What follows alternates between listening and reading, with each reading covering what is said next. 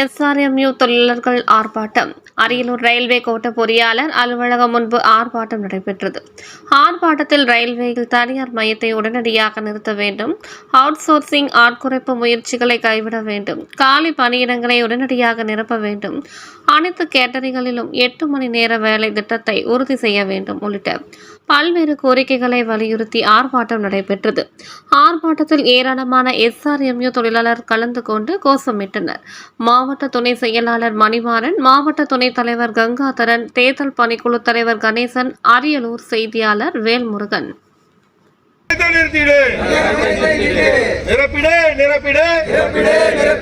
காலி பணியிடங்களை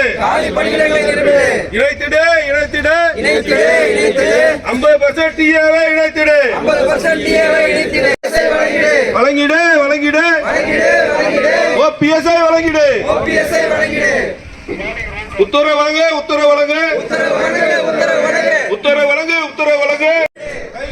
கைவிடு.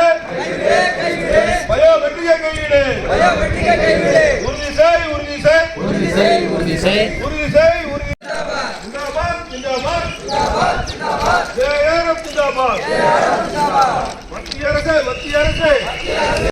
செய்திகளை உடனுக்குடன் தெரிந்து கொள்ள தமிழ் நேஷனல் நியூஸ் சேனலை சப்ஸ்கிரைப் செய்யுங்கள் மற்றும் பெல் பட்டனை அழுத்தி விடுங்கள்.